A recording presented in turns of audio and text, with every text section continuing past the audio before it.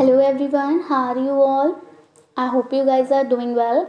So guys आज का हम जो सेशन आपके लिए लेकर आए हैं ये बेसिकली आपका डाउट क्लियरिंग सेशन है, आप कह सकते हैं, क्योंकि यहाँ पर हम आपके सारे डाउट्स को क्लियर करेंगे जो कि आपके माइंड में हैं आपके यूजीसी नेट जेआरएफ एग्ज़ाम को लेकर।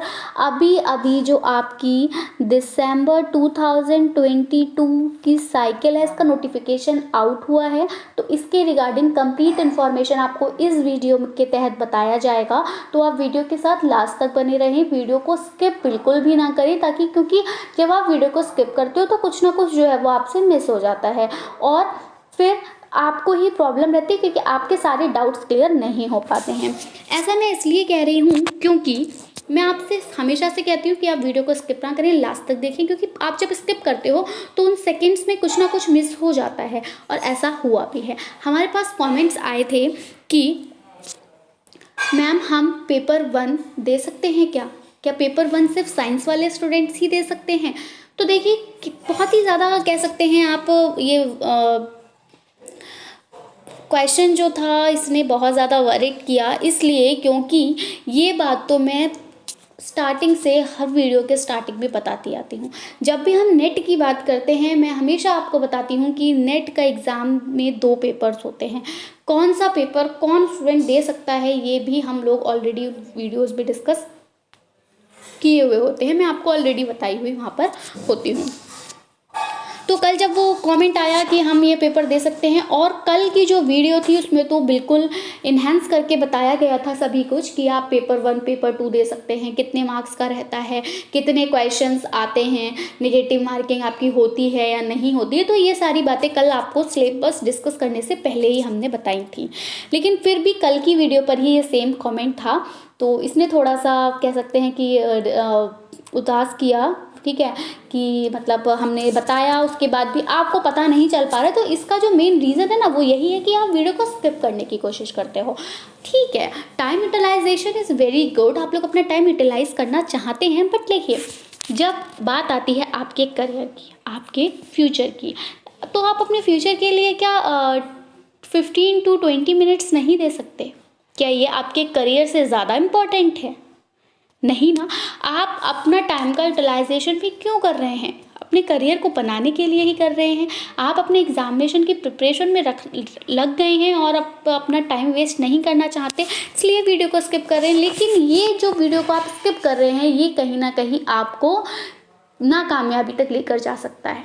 आप तो सोच रहे हैं हम अपना टाइम यूटिलाइज कर रहे हैं, बट इनडायरेक्टली ये आपको अफेक्ट कर रहा है। क्यों? क्योंकि आपने वीडियो को जब स्किप किया तो कुछ ऐसा बताया गया हो जो एग्जामिनेशन में आ गया हो और आपने वीडियो स्किप कर दी और आप उस इन्फॉर्मेशन को एक्वायर नहीं कर पाए, जैसा कि कल वाले कैंडिडेट्स के साथ हुआ कि उसने वीडियो को या तो देखा ही नहीं, ठीक है, और अगर देखा तो स्किप किया था, इस वजह से उसको नहीं पता चला कि पेपर 1 कौन दे सकता है और कौन नहीं। अब देखिए जब आप कमेंट करते हैं तो बिल्कुल आप कमेंट कीजिए, हमें सजेस्ट कीजिए कि क्या करना चाहिए। जैसे हमारे पास कमेंट्स आते थे कि मैम आप हिंदी में भी पढ़ाइए, तो बिल्कुल हमने उस पर हमने वर्क किया और हमने लास्ट में अब हम इस डिसीजन तक पहुंच चुके हैं, ठीक है, कि हम आपको जो क्वेश्चंस प्रोवाइड करेंगे वो बाइलिंगुअल रहेंगे। ये जो स्टार्टिंग का सेशन रहता है ये थोड़ा सा टाइम टेकन ज़रूर होता है, but it will helps you a lot. तो इसको ये ना समझा कीजिए कि ये बकवास है, ये फालतू में मैम बोल रही हैं एंड ऑल। तो अभी देखिए स्टार्टिंग है, आपको फॉर्म फिल करना है तो आपके पास सारी कंप्लीट इन्फॉर्मेशन होनी चाहिए। मैं इसलिए आपको ये एक्स्ट्रा मतलब बता रही हूँ कि आप वीडियो को स्किप ना किया करिए। इससे किसी आपको लगता है यूट्यूबर का फ़ायदा है, हमारा कोई फ़ायदा नहीं है। हम यहाँ वीडियो बना रहे हैं, आप नहीं देखेंगे कोई और देखेगा, ठीक है, नहीं देखेंगे तब भी कुछ नहीं, देखेंगे तब भी नहीं। तो लेकिन ये वीडियो जो है वो आपके लिए बनाई जा रही है, तो इसका मोटिव ये रहता है कि आपको सारी इन्फॉर्मेशन मिल सके। अगर मैं यहाँ पर आधे घंटे बोल रही हूँ कंटिन्यू, तो उसके बोलने का जो मेन मोटिव है वो ये कि आप तक सारी इन्फॉर्मेशन पहुँच सके। हमारा चैनल आपको फ्री ऑफ कॉस्ट जो है वो प्रिपरेशन करा रहा है, जस्ट बिकॉज आपका फ्यूचर बन सके, ठीक है। तो यहाँ पर वही है कि हम यहाँ सारी इन्फॉर्मेशन आपको बिल्कुल प्रोवाइड करेंगे, लेकिन आपको ये ध्यान में रखना है कि आप वीडियो को विदाउट स्किप के लास्ट तक ज़रूर देखें, क्योंकि कुछ भी आप कमेंट करते हैं, आपने कमेंट करा कि पेपर 1 कब होता है या कौन दे सकता है, तो ज़रूरी नहीं है कि जो यूट्यूबर है, जो वीडियो बना रहा है, वही आपकी वीडियो को कमेंट करे, क्योंकि कभी कभी टाइम नहीं हो पाता है सबके कमेंट्स का रिप्लाई करने का। अब आपके उन कमेंट का रिप्लाई जो रीडर्स होते हैं वो भी करते हैं, ठीक है। उन्होंने, ठीक है, अब मैं ये नहीं कह रही कि वो आपको गलत ही सजेस्ट करेंगे, लेकिन फिर भी अगर उनको कंप्लीट नॉलेज नहीं है किसी भी चीज़ की, तो हो सकता है वो कहीं ना कहीं आपको गलत इन्फॉर्मेशन दे दे। तो उससे बचने के लिए ज़्यादा मैं कह सकती हूँ ज़्यादा बेटर ये रहेगा कि आप वीडियो को देखें, ठीक है। तो चलिए, हम यहाँ पर अब सारी इन्फॉर्मेशन आपको प्रोवाइड करेंगे। चैनल सब्सक्राइब नहीं किया है तो कर लें, यूजीसी नेट एग्ज़ाम की प्रिपरेशन के लिए, क्योंकि आपको पता है जून का भी जो है वो टाइम आउट कर दिया गया है। जून साइकिल भी आपकी होने ही वाली है, तो बिल्कुल टाइम नहीं है आपके पास, ठीक है। तो इसलिए आप वीडियो के साथ बिल्कुल बने रहें। नेट जेआरएफ आपको अपना क्वालिफाई करना है तो चलिए, सबसे पहले जानेंगे एप्लीकेशन फॉर्म के बारे में। बहुत ज़्यादा टाइम हो गया हमारे पास, ऑलरेडी 5 मिनट्स वेस्ट हो गए हैं। अब हम टाइम वेस्ट ना करते हुए अपनी वीडियो के साथ आगे बढ़ेंगे। तो बात आएगी हमारे एप्लीकेशन फॉर्म की। एप्लीकेशन फॉर्म की अगर हम बात करें तो ये नोटिफिकेशन आउट हो गया है, फॉर्म फिलिंग स्टार्ट हो गई है। इसकी स्टार्टिंग डेट कब से है, तो आपके 29 दिसंबर 2022 से फॉर्म भरना शुरू हो गए हैं, ठीक है। और बात करूं मैं अगर लास्ट डेट की कि आप कब तक अपना फॉर्म भर सकते हो, तो ये फॉर्म आप 17 जनवरी 2023 तक जो है वो भर सकते हैं। कब, यानी कि शाम को 5 बजे तक। ये इम्पॉर्टेंट है, शाम के 5 बजे के बाद आप अपना फॉर्म नहीं भर पाएंगे। तो मेक श्योर दैट अगर आप अपना फॉर्म लास्ट डे फिल कर रहे हैं तो आप 5 बजे तक अपना फॉर्म फिल कर दें, इसके बाद आपका फॉर्म फिल नहीं हो पाएगा। तो ये तो थी स्टार्टिंग डेट और लास्ट डेट की बात।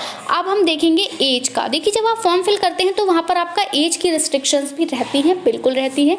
तो यहाँ पर आपको एक बहुत ही ज़्यादा राहत देने वाली बात है कि नेट के लिए कोई भी एज रिस्ट्रिक्शन नहीं है। आपकी कोई भी एज है, आप नेट का एग्ज़ाम दे सकते हैं, ठीक है। एंड लेकिन जेआरएफ की अगर हम बात करें तो यहाँ पर बिल्कुल एज रिस्ट्रिक्शन रहती है। और अगर हम अनरिजर्व कैटेगरी की बात करें तो 31 ईयर्स के बाद आप अपना नेट का एग्ज़ाम, जेआरएफ का एग्ज़ाम जो है वो नहीं दे सकते। तो आपको अगर जेआरएफ क्लियर करना है तो आप 31 ईयर्स तक अपना जेआरएफ क्लियर कर सकते हैं। तो अगर आपकी एज 31 ईयर्स है तो आप अपना फॉर्म फिल करेंगे, लेकिन इसके लिए भी आपको डेट दी गई है कब तक की। तो ये जो एज है ये आपकी कंसीडर की जाएगी 1/12/2022 तक, यानी कि 1/12/2022 तक आपकी कितनी एज हो गई है, इस अकॉर्डिंग एज का कंसीडरेशन किया जाएगा। तो आपको ये बात का ध्यान रखना है, ठीक है। तो ये तो बात थी एज की।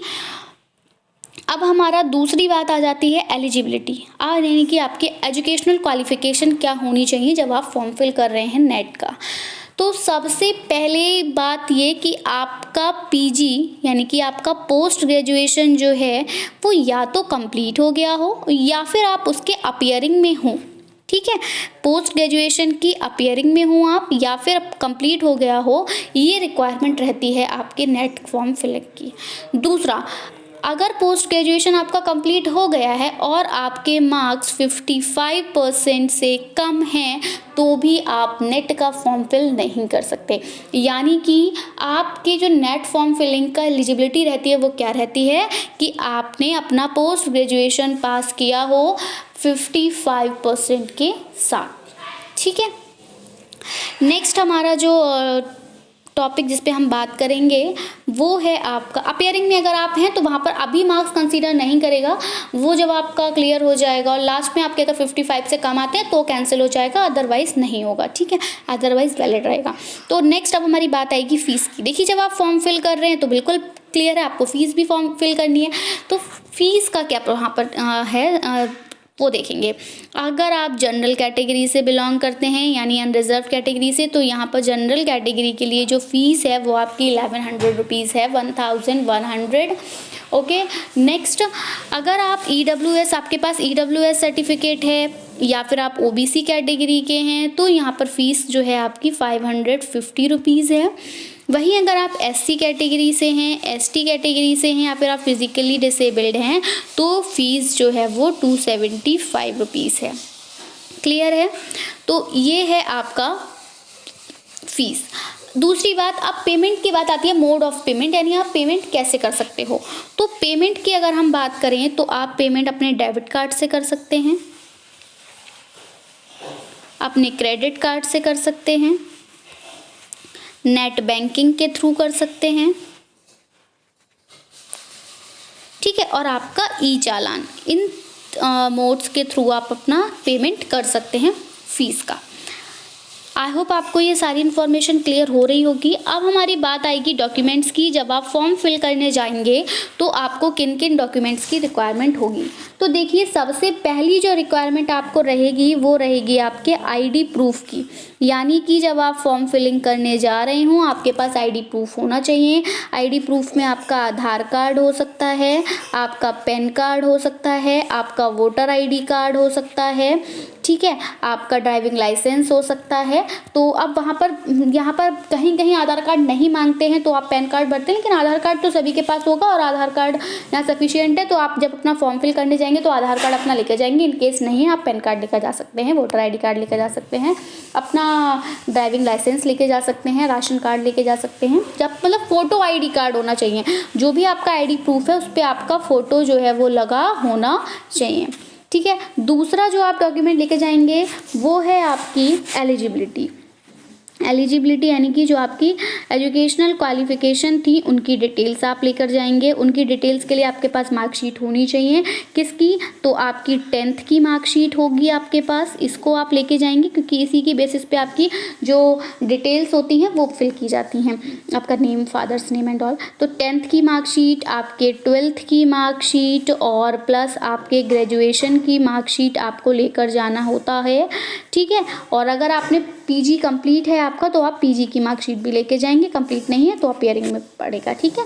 तो ये आपकी एलिजिबिलिटी। दूसरा जो डॉक्यूमेंट आपको लेके जाना है वो आपको ये 3 से 4 डॉक्यूमेंट्स लेके जाने हैं। अपना आईडी प्रूफ लेके जाना है, 2 आपको पासपोर्ट साइज फोटोग्राफ लेके जानी है, सॉरी एक सिंगल फोटोग्राफ ही चल जाएगी, स्कैन होके लगेगा फ़ोटो। तो एक आपके पास फ़ोटो होना चाहिए, बाकी आपके साइन हो गए। आपकी एड्रेस डिटेल्स आपके पास होनी चाहिए जिसके लिए आप अपना डोमिसाइल का यूज़ करते हैं, ठीक है। हालांकि डोमिसाइल जो है वो आपका वहाँ पर अपलोड नहीं होता, बट आपको लेकर जाना है इसलिए क्योंकि आपको अपनी जो एड्रेस डिटेल्स हैं वो फिल करानी है। आधार कार्ड में भी होती ही हैं।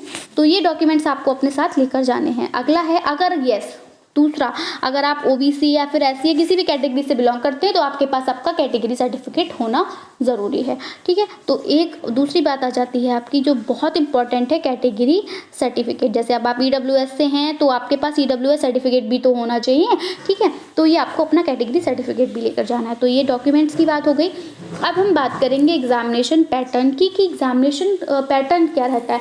तो सबसे पहली बात पे यही आता है एग्जामिनेशन पैटर्न में कि जो आपका नेट का एग्ज़ाम होता है, तो ये नेट का एग्ज़ाम में 2 पेपर होते हैं। एक तो आपका पेपर 1 होता है और दूसरा आपका पेपर 2 होता है, ठीक है। पेपर 1 की अगर मैं बात करूं तो ये वाला जो पेपर होता है ये सभी के लिए होता है, ठीक है। आप किसी भी सब्जेक्ट से बिलोंग करते हो, लेकिन ये पेपर जो है वो आप सभी को देना है, चाहे आप साइंस बैकग्राउंड से हैं, चाहे आप आर्ट बैकग्राउंड से हैं, कॉमर्स से हैं, किसी भी बैकग्राउंड से हैं, आप पेपर 1 देंगे। तो पेपर 1 जो है वो कंपलसरी रहता है सभी के लिए, पेपर 1 सबको देना होता है। बात करें इस पेपर 1 की ही अगर हम, तो इस पेपर 1 में आपके 50 क्वेश्चंस आते हैं। कितने क्वेश्चंस आते हैं? 50 क्वेश्चंस आते हैं। क्लियर है? 50। और इसका सिलेबस का वीडियो हम लोग ऑलरेडी अपने चैनल पर अपलोड कर चुके हैं, डिस्क्रिप्शन में आपको लिंक दे दिया जाएगा, आप वहाँ से इसको चेक कर लीजिएगा, ठीक है। तो सिलेबस पेपर 1 का ऑलरेडी गिवन है, कल ही हमने दिया था, तो वहाँ से आप चेक करके अपनी प्रिपरेशन को स्टार्ट कर सकते हैं। दूसरा होता है आपका पेपर 2। पेपर 2 जो है ये आपका सब्जेक्ट स्पेसिफाइड पेपर होता है, यानी कि आपने अपना पीजी जिस भी सब्जेक्ट में किया है उस सब्जेक्ट से आपको पेपर यहाँ पे सॉल्व करना होता है। जब आप अपना फॉर्म फिल करेंगे तो आप अपनी सब्जेक्ट ज़रूर फिल करेंगे कि आप दूसरा पेपर किस सब्जेक्ट में देना चाहते हैं, ये आपकी चॉइस होती है, मतलब आपने पीजी किस में किया हुआ है। तो अगर आपने अपना पीजी मान लीजिए पॉलिटिकल साइंस में किया है तो आपका सेकंड पेपर पॉलिटिकल साइंस से रिलेटेड होगा, ठीक है। उसका सिलेबस भी हम लोग ऑलरेडी हमारे चैनल पर वीडियो पड़ी हुई है, तो आप वहाँ से चेकआउट कर सकते हैं, ठीक है। पेपर 2 में आपके 100 क्वेश्चंस होते हैं, ठीक है। बाकी हम जब आगे आएंगे तब देखेंगे। अब देखिए बात आ जाती है, तो आई होप आपको समझ में आ गया होगा कि कौन सा पेपर किसको देना है। यानी कि पहला पेपर तो सभी को देना है और दूसरा पेपर आपने जिसने जो पीजी में एक सब्जेक्ट ले रखा है वो पेपर देना है दूसरा सबको। क्लियर। अब हमारा आ जाता है मोड ऑफ एग्जामिनेशन। तो मोड ऑफ एग्जामिनेशन बिल्कुल आपका पेपर कैसे होगा, ऑनलाइन होगा। दूसरा ड्यूरेशन क्या रहेगी एग्जामिनेशन की, तो ये आपकी 180 मिनट्स की रहती है, यानी कि आप कह सकते हो 3 आवर्स, 3 घंटे का पेपर रहेगा। आपको 180 मिनट में आपको 150 क्वेश्चन जो है वो सॉल्व करने हैं। यही आ गया देखिए टोटल मार्क्स। तो टोटल मार्क्स जो रहते हैं वो आपके 300 मार्क्स रहते हैं। कितने रहते हैं, 300 मार्क्स रहते हैं आपके। टोटल 150 क्वेश्चंस आते हैं। 15 क्वेश्चन आपके पेपर 1 से होते हैं और 50 क्वेश्चन आपके पेपर 1 से होते हैं और 100 क्वेश्चन आपके पेपर 2 से होते हैं। ठीक है। तो एक क्वेश्चन जो है 1 क्वेश्चन कैरी 2 मार्क्स। एक क्वेश्चन के कितने नंबर हैं, 2 नंबर हैं। तो 150 क्वेश्चन होने पर आपका जो मार्क्स का वेटेज हो जाता है वो 300 हो जाता है। तो आपको 300 नंबर का पेपर होगा, 150 क्वेश्चन करने होंगे, 180 मिनट में क्वेश्चन आपको 150 कंप्लीट करने हैं। तो ये आपका ये प्रोसीजर था। दूसरी बात आती है कि क्वेश्चन पेपर का मीडियम क्या रहता है। तो जो क्वेश्चन पेपर का मीडियम होता है वो आपका बायलिंगुअल होता है, मतलब आपको इंग्लिश में भी देखने को मिलेंगे और हिंदी में भी देखने को मिलेंगे। तो क्वेश्चन पेपर का मीडियम बायलिंगुअल रहता है। दूसरी बात, क्या यहाँ पर नेगेटिव मार्किंग है, तो बिल्कुल नहीं। गुड न्यूज़ है, यहाँ पर कोई भी नेगेटिव मार्किंग नहीं है। अगर आप गलत आंसर करते हो तो आपका कोई भी मार्क्स यहाँ पर डिडक्ट नहीं किया जाएगा। ठीक है, छोड़ देते हैं तब भी आपको मार्क्स पर कोई इफेक्ट नहीं पड़ने वाला। आपको जितना आपने सही किया है उसके बेसिस पे आपको 2 मार्क्स प्रोवाइड कर दिए जाएंगे। तो जितने क्वेश्चन आपने सही किए हैं उनके मार्क्स तो आपको मिलने ही हैं, वहाँ पर आपका मार्क्स कम नहीं होंगे। लास्ट जो हमारी बात रहेगी यहाँ पर सब्जेक्ट्स की रहेगी कि आप किन किन सब्जेक्ट्स में अपना पेपर दे सकते हैं दिसंबर 2022 साइकिल का। तो देखिए यहाँ पर 100 सब्जेक्ट्स में आपका एग्ज़ाम कंडक्ट कराया जा रहा है एनटीए के द्वारा। तो वो 100 सब्जेक्ट्स कौन कौन से हैं उनको मैं आपको शो कर देती हूँ।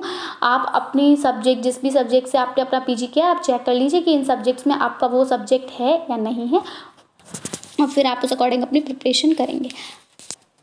अब देखिए, अब अगर कोई डाउट है तो आप मुझसे बिल्कुल कमेंट सेक्शन में पूछेंगे, हम आपको ज़रूर सेपरेट से वीडियो बनाकर आपके डाउट को क्लियर करेंगे। कल वाले डाउट की वजह से ही आज ये जो है सेपरेट वीडियो बनाया गया, ताकि आपकी माइंड में कोई डाउट ना रहे, आप अपनी प्रिपरेशन को स्मूथली जो है वो कर सकें। तो हम सब्जेक्ट्स एक ही बारी देख लेते हैं अब।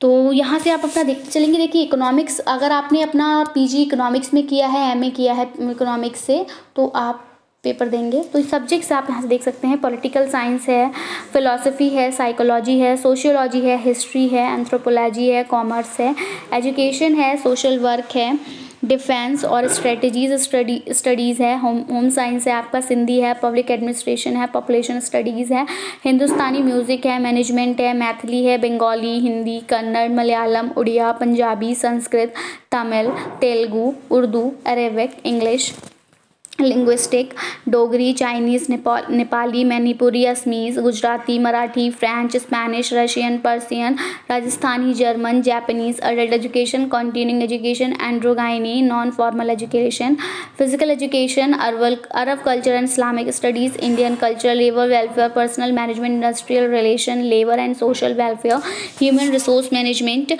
आपका law, library and information science. अच्छा, इस बार कुछ सब्जेक्ट्स यहाँ पर ब्लैंक है, तो आप 100 सब्जेक्ट नहीं कह सकते, कम है। देखिए 57 पे आपका कोई भी कुछ भी नहीं है। ठीक है, 61 पर भी नहीं है। Library and information science, Buddhist, Jain, Gandhian and peace studies, comparative study of religious, mass communication, journalism, Konkani, dance, musicology and conservation, archaeology, criminology, 69 blank है आपका। Tribal and regional language, folk literature, comparative literature, Sanskrit traditional language, women studies, visual arts, geography, social medicine and community health, forensic science, Pali, Kashmiri, computer science and application and electronic science, social medicine and community health, forensic science, Pali, Kashmiri, computer science and application, electronic science, environmental science, international and area studies, Prakrit, human rights and duties, tourism administration and management, Bodo, Santhali, Carnatic music, Rabindra Sangeet, percussion instruments, drama theatre and yoga. तो ये आपके subjects हैं जिनमें कि आप अपना second paper दे सकते हैं। ठीक है, तो आई होप आपके सारे डाउट्स क्लियर हुए होंगे। वीडियो पसंद आया हो तो प्लीज़ इसको लाइक करें